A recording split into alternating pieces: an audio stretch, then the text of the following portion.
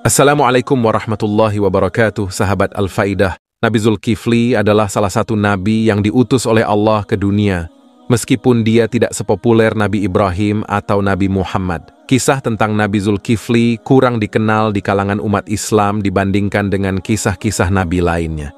Namun demikian, beliau tetap disebut dalam Al-Quran, kitab suci umat Islam. Pembahasan tentang Nabi Zulkifli memang menarik, terutama karena ada beberapa kelompok yang mempercayai bahwa dia adalah Buddha. Namun, klaim bahwa Nabi Zulkifli adalah Buddha tidak didukung oleh ajaran Islam. Sahabat Al-Faidah, simak hingga akhir agar tidak gagal paham. Nabi Zulkifli adalah salah satu dari 25 nabi yang diakui dalam Islam. Tetapi kisahnya tidak dijelaskan secara rinci dalam Al-Quran, hanya sebatas menyebutkan nama dan sifatnya. Penyebutan nama dan sifatnya itu pun hanya sebanyak 2 kali saja, yakni pada surat Al-Anbiya dan surat Sya'ad. Dan ingatlah kisah Ismail, Idris, dan Zulkifli. Mereka semua termasuk orang-orang yang sabar, dan kami masukkan mereka ke dalam rahmat kami. Sungguh, mereka termasuk orang-orang yang saleh. Surat Al-Anbiya, ayat 85 dan 86. Dan ingatlah Ismail, Ilyasa, dan Zulkifli. Semuanya termasuk orang-orang yang paling baik. Surat Sya'ad, ayat 48.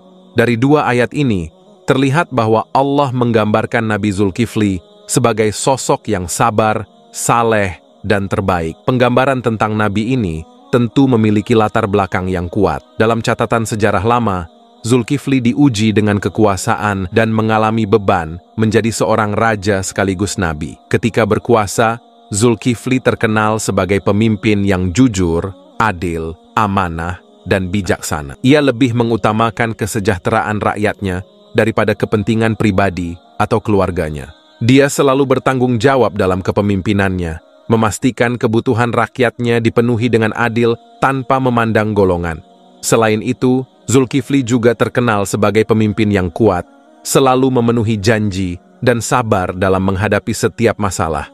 Lalu bagaimana dengan dugaan yang menganggap bahwa Nabi Zulkifli adalah sang Buddha? Sebagai pembuka, menurut catatan sejarah yang ada, Zulkifli bukanlah nama aslinya, melainkan sebuah julukan yang diberikan kepadanya oleh seorang raja pada zamannya. Nama asli Zulkifli adalah Bashar, namun raja memberinya julukan tersebut karena berhasil menyelesaikan tugas untuk berpuasa di siang hari, melaksanakan salat di malam hari, dan menunjukkan kesabaran dalam menghadapi amarah. Saat itu, sang raja sedang mencari pengganti yang pantas untuk posisi penting, dan Bashar adalah satu-satunya pemuda yang mampu menjalankan tugas tersebut dengan baik. Sejak saat itu, nama Zulkifli melekat pada dirinya. Raja tersebut bernama Ilyasa. Awalnya, Raja Ilyasa tidak percaya bahwa Bashar sanggup memenuhi persyaratannya. Namun Bashar berusaha meyakinkan Raja Ilyasa. Beberapa kali Bashar menyatakan kesanggupannya hingga akhirnya Raja percaya. Hal ini yang menyebabkan Bashar dipanggil Zulkifli,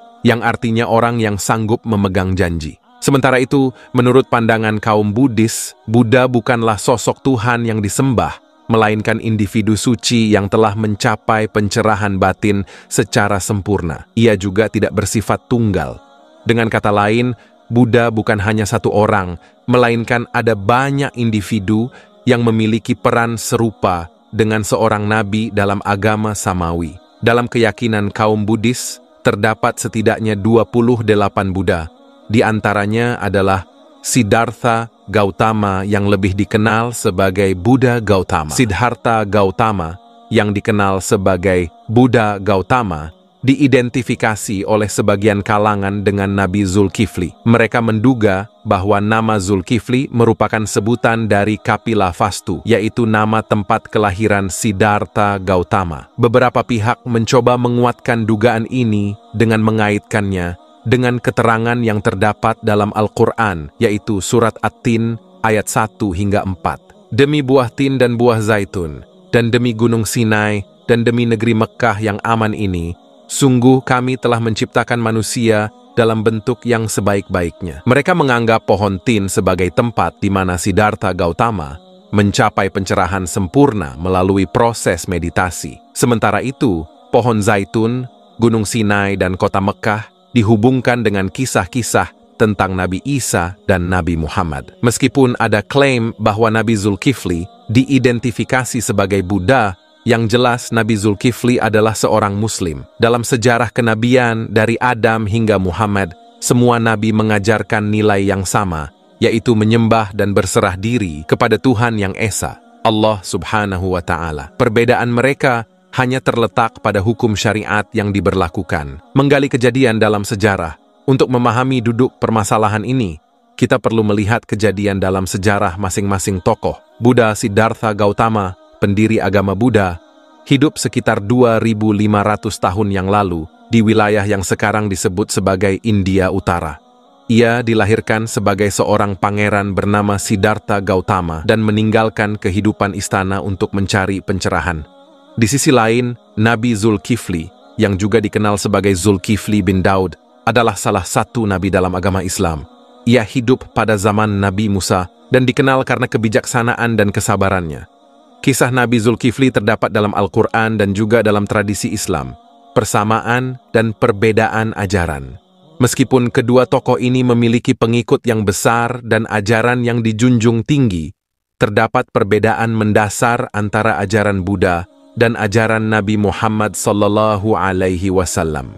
Ajaran Buddha fokus pada pencarian jalan keluar dari penderitaan dan mencapai nirwana melalui meditasi dan pengendalian diri.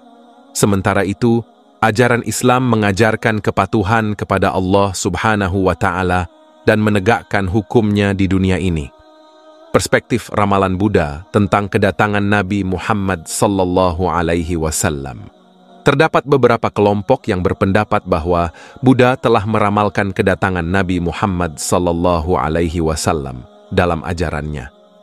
Mereka menunjukkan beberapa teks kuno seperti Kitab Agama Buddha Lama dan Lalita Vistara Sutra yang dianggap berhubungan dengan ramalan tentang seorang guru besar yang akan datang setelah Buddha. Penting untuk dicatat bahwa penafsiran teks-teks ini bersifat subjektif dan belum mendapatkan kesepakatan universal di kalangan para sarjana agama.